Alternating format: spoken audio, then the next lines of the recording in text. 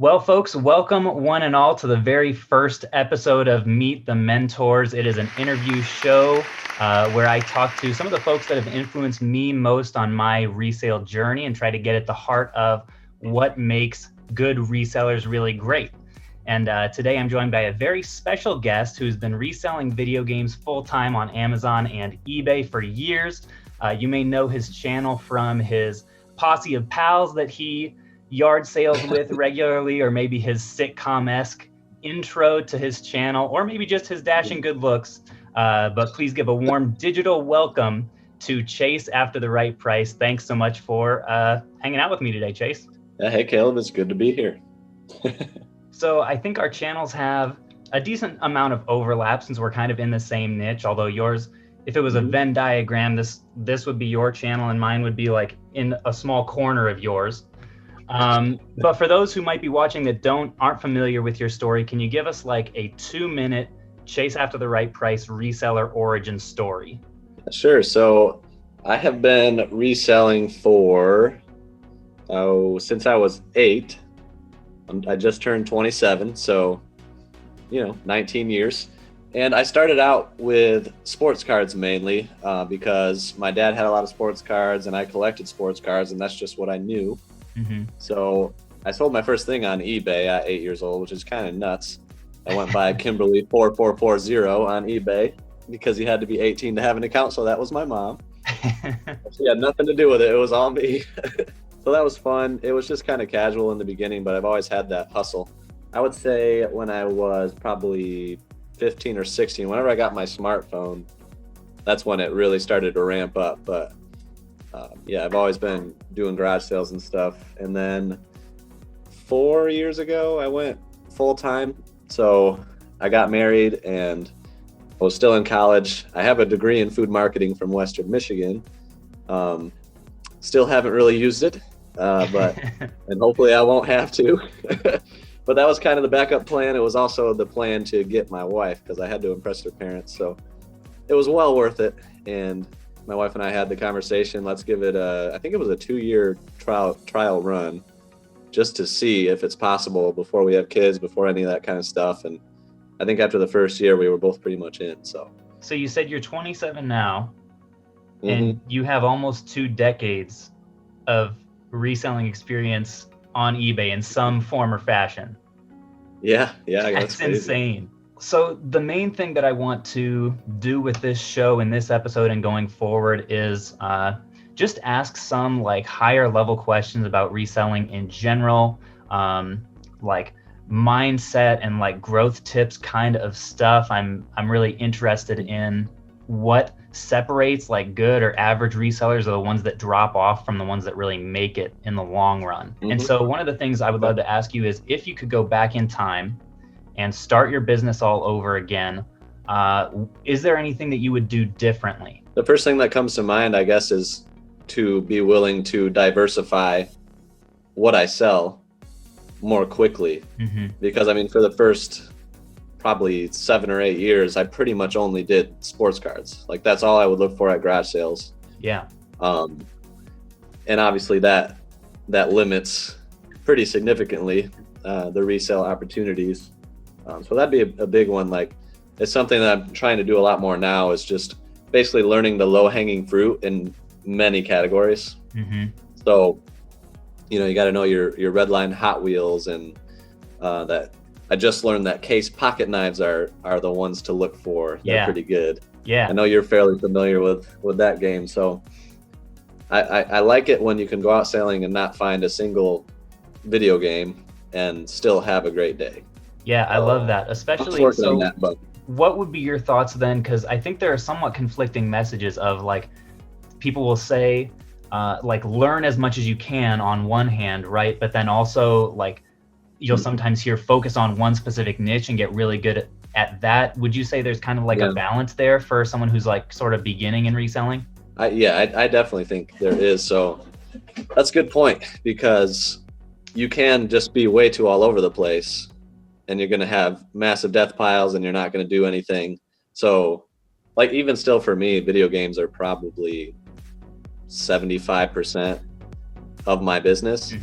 So I think it's definitely helpful to be basically an expert in 1, 2, maybe 3 things. But if you can at least get the low hanging fruit in multiple other things, I think it helps significantly. Yeah, I like that strategy a lot for beginners. I think that's kind of how I did it as well, although I wouldn't have articulated it that well. But tell me, what are some habits or routines that you have, if any at all, and how have those affected your business, whether it's like how you go about your day or maybe workflows throughout the week? Can you shed any light on those if you have any? I don't know if I have a ton of very specific habits other than like just sticking to a schedule. Yeah. That's something I still am wanting to grow on, but I do very consistently work Monday through Friday, 7 a.m. to 4. So I think that the challenge of being self-employed is discipline. And, for me, it's like I got to have a schedule to stick to, or it could get, I don't know, it could get dicey. Yeah. So that's a big one for me, just staying consistent with that. Yeah. Have there been times in your career where you have lapsed too far one way or the other, either like working too much or not enough? I've been pretty adamant with certainly not working more than I should, especially like since I've been married.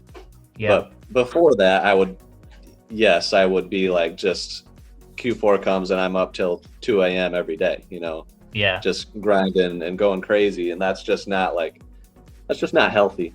I think it's okay to work some overtime and to grind when you have to or whatever. But, on average, I like to keep it to the 40 hours a week. Yeah.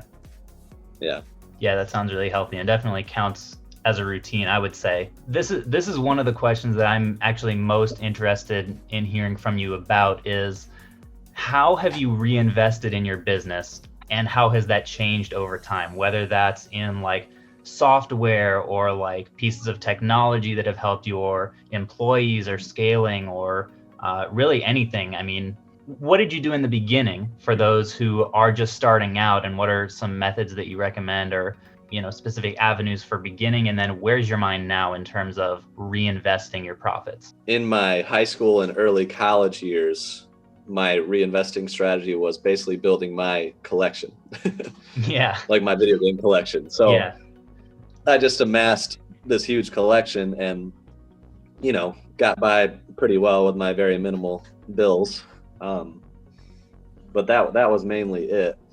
Over the last couple of years, I've kind of changed that mindset to like, if there's anything that can help me grow or the business grow, I'm not going to hesitate to invest in it. So it was like 4 or 5 years ago, I used to only sell on merchant fulfilled Amazon. So I hadn't done Amazon FBA, and I just couldn't do it. And that was the first time where I was like, I'm just going to pony up. I bought a course. I don't even know if the course is relevant anymore. It was like $200. And for me, that was like, oh my gosh, this is so much money to invest in the business. Yeah. But looking back, I'm like, that's the best investment I ever did, because I don't even know how much I learned from the course. I think I could have done it probably without it.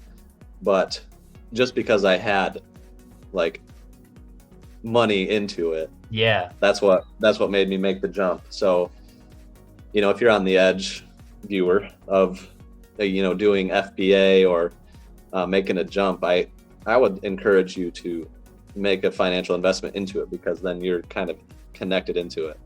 As far as reinvesting in like inventory and that kind of thing, I do pretty heavily reinvest in inventory.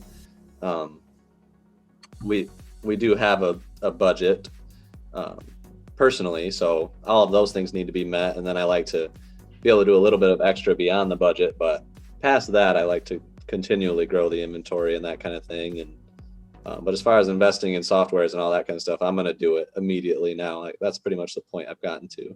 I think resale, especially on social media, can be very glorified, right? It can look very sexy on the outside, but what do you think you are doing right that most people get wrong? We've seen you've had a lot of success, not only in your finds that you've gotten on your channel, but also just like as you've discussed some of the financial side and opened up a little bit about that in past videos, and that you've been able to sustain doing resale full time for as long as you have. I think you're definitely in that successful category. What separates you from people who might fall off or get discouraged? I think it probably lies, it kind of goes back to that schedule thing, but the heart behind that is basically to keep my priorities in line. I don't know if you're into like the personality stuff, Enneagram or whatever. I'm a choleric in general, and then a 3, which is I think the achiever in Enneagram. Okay. So my natural tendency is to just achieve, succeed, and just go crazy with trying to do all that kind of stuff. And so I'm really trying to not just go head down and go crazy into it, because if I were to do that, which I have before, mentally it becomes tough, because I want my priorities to be, my faith, my family, my friends, and business is somewhere after that. So I think just sticking to that has helped me as much as I possibly can, to stay mentally strong within the business. Yeah, absolutely. Do you have any mentors? Yeah, so I actually just met with one of my mentors from church yesterday. So he was my youth pastor, now he's just a leader, but he's become a mentor and friend. So I meet with him like once every month or 2 months just to do life together. He encourages me, and so that's just a general mentor, but I think that helps in every aspect of life. But of course, I've got the mentors from afar as far as business goes. And I don't know if mentor is the right word, but as far as learning things from people, I've learned things from you. I've learned things from Retro Rick, from Craigslist Hunter, Garage Flips, Cincinnati Picker, all those guys.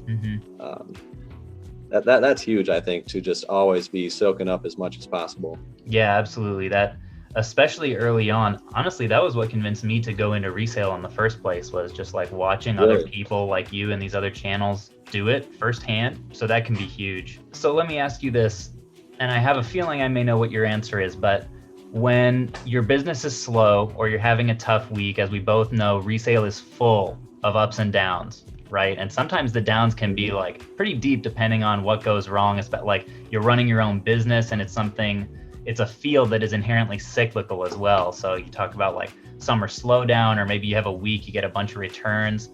When you're having a tough week or tough month or tough day, what motivates you to keep going? Mountain Dew. I take it back. I didn't know where you were going. Mountain Dew and Popeyes.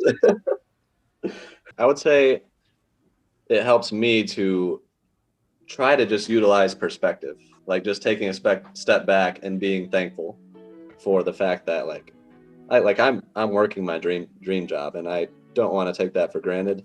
Yeah. So basically just to realize, hey, like this kind of sucks, but at the end of the day, this is my dream job and this is part of the job, and let's just get through it and it's going to get better. Have you had like sucky jobs in the past, or have you pretty much been able to go like all resale? I had to do a summer internship for my degree, and that was horrible. So I worked at an electrical distributor, and it was an hour away from home, and I had to work 10-hour days. So it was 12-hour days. Yeah. Which was with the drives, and I was engaged. So we were planning a wedding. I had 12 credit hours that I was doing over the summer in addition to that. So Alyssa was doing some of my homework. That's brutal. But yeah, like that job, like that tested me for sure. So I guess it is helpful that I've had that job to know a little bit more like what the grind can be with that. Yeah. Because this job can still have grinds, but at least it's, my dream job. Absolutely. Yeah. That's a great perspective. So you and I, we operate in a niche that is known for having a lot of competition, right? People are all the time out at yard sales, like maybe they're looking for video games, that are asking for video games, and like 5 people have been there already. it's a niche that like it flips quick and for good money. It's oftentimes underpriced, so a lot of people are looking for it. What gives you an edge over the competition? Connections. So local connections for sure. Yeah. Like last week, I didn't really know what to do when I went out thrifting. So it was Thursday. I usually go thrifting on Friday, and I'm like, I didn't really have a good route, whatever you want to call that. Yeah. So I hit up one of my guys. His name's Alfredo, and it's like, hey, you got stuff? And he's like, yep. And I'm like, can I come and look tomorrow? So he often wants more for his stuff, and he is local competition. Like he goes for video games and sells them at flea markets, but you know, it's October and Q4 is around the corner, so I'm ready to roll with him. And then same thing tomorrow. Like I don't have a great roadmap, but I reached out to another guy from Brad's Toy Barn. He's been on the show a few times. Yeah. And yeah, so I'm gonna go to the barn and get some eBay inventory and hopefully stockpile up. So connections like that, and then you know, even the people from further away too. I've bought some collections and that kind of stuff. So those things are huge. Yeah, that's a huge thing that I've definitely taken away from your channel. The larger deals that you're able to do to get a week or 2 or 3 of inventory all at once. I mean, what a time save. And like, you know, the value that exists there is huge. Yeah. I noticed you've been doing a lot more of that too. So trying to get my network game on. I've got my business cards. I think I ordered 1,000 of them, and I still have like 980. So I've got some work to do. Yeah. Keep handing them out. Yep. So our comment sections are starting to look more and more similar. I didn't used to get a lot of this, but there are a lot of folks, especially when you post a video about like a really good find, right? Or like a really big haul, or like you're filling the van, as you often do out at the sales. And you have a bunch of people who will say, oh, you're so lucky. This could never happen in my area. All my thrift stores suck. All my pawn shops are overpriced. You know, I don't have yard sales, whatever. Is it true that what you and I are doing can't be done anywhere? And what message would you have for those kinds of people that are giving XYZ excuses? I mean, I can't speak for every area. So I'm sure there's areas, especially outside of the States, that it might be a lot harder, especially if there's not garage sales or flea markets.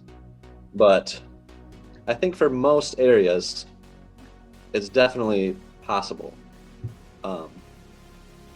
But the thing is, you need to learn what works best in your area and then go crazy with that. So my area has good garage sales, and I think that's the main comment I get is there, you know, you just have the craziest garage sales ever in Michigan. And I'm like, well, I think they are good. I think they're exceptional area, but I've been to Alabama, I've been to Ohio, I've been to Indiana, I've been to Florida, and you guys know me. Everywhere I go, I'm sailing, I'm thrifting. That's what I did for my birthday with my wife, for mercy's sake. Yeah. So I've been to all of these different areas and utilize the same practices that I do here as far as creating a strategic roadmap and all that. And I've had success. Now that could have been luck, but a lot of times I think if you do the right things in planning the roadmap, you're going to have success if you get out there early and often. But then if garage sales don't work well, what about pawn shops? Like I know Florida has some great pawn shops and places. I don't really have great pawn shops around me, but I go to Indiana and Ohio, to other states, and there's good pawn shops there. So don't stick to your one little 30-minute area. Like get out there, go in a giant circle 2.5 hours around you, and you're gonna find some good stuff. That's great advice. And that kind of, in a way, comes back to what you were talking about earlier with diversifying, just like in a different way, like not the kinds of inventory necessarily, but the places that you're sourcing. I think that is really crucial when you hit a roadblock. What's one way that you'd like to see your business grow in the future? One thing that I've been working on is creating more of I'm a schedule guy, but I want to actually have very specific things to do on specific days. So like on Monday, it's like I want to put 7 to 9 is for printing labels, responding to messages, and then 9 to 11 is listing on Amazon, 11 to 12 is lunch, and then 12 to 1 is listing on eBay, that type of thing. So I've got Monday down. I've got my Monday schedule. It's kind of tentative, but it works for pretty much every Monday. Yeah. And that kind of, it takes the pressure off. Sometimes I'll be responding to messages and I'm like, well, why am I not listing on Amazon? Like, that's what I should be doing. But I think if you organize your priorities from top to bottom, the things that should be getting done, and as long as the schedule reflects that, you can dedicate time and not feel guilty about like an opportunity cost of doing something else. So that's the theory behind it, but that's something that I'm working on right now. So yeah. I found especially one thing that distracts me really consistently is like when I have trade deals posted on Marketplace and I'm getting offers all the time. It's so hard not to want to respond to all those because everyone could be your next like solid deal. I know. And it's so hard, like if you've got someone who's responding really quick to like actually get something done if you're, in the middle of listing or whatever. Yeah, so that's what inspired me to do that is the trade post, because my last 2 posts have gotten like 200 and 300 messages each, different conversations, and it's like, okay, well I've got this 30-minute time block once a day that I can dedicate to that. So that's been helpful. That's definitely a good tip. So this is something that we've talked a little bit about in the past, just between us, but what are some of the financial habits that you have that are setting you up for long-term success, whether that is like just in terms of the business or whether that's like retirement investing or anything like that? Okay, so financial habits. One thing that I've always done from the beginning in the business is, I guess I call it move at the speed of cash. I think Thane has said that before, but so I've never used debt. I've never used credit cards in the business. And I think that helps the business to grow as fast as it should. And it also significantly reduces risk. So that's a big one. As far as investing goes, I always have done Roth IRAs, which is kind of the self-employed 401k. So we max those out for both me and Liz and do those in mutual funds. And so in the business and in life, we try to be debt-free. We were hoping to buy this house and be debt-free. We almost did it, but we still have a little bit to go to pay this one off. But honestly, that's for security and reducing risk. And this business is me and Alyssa's, and security is very important to her. So that's something I'm not willing to sacrifice. So that's really smart. Is it ever tempting to like, do your business funds ever get to a point where like you'd rather keep some more in the business than you're taking out for personal, or how do you balance that? Absolutely. So, I mean, there's not like right now is a time when it's like, I see opportunity and I want to have an endless flow of money. So I get why people do that. Yeah. But I also see the risk in doing that. What if the price goes down? What if a bunch of return? What if your account gets locked out? There's a lot of things that could happen.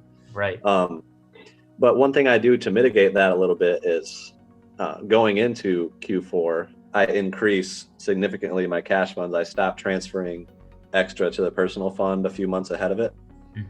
So I build up, I make the zero balance in my business account. That's never actually zero. I always have X amount of cash plus whatever. And right now my zero balance is at, I've changed it from 1,000 just so that I can always spend to 5,000. I don't let the account ever drop below that.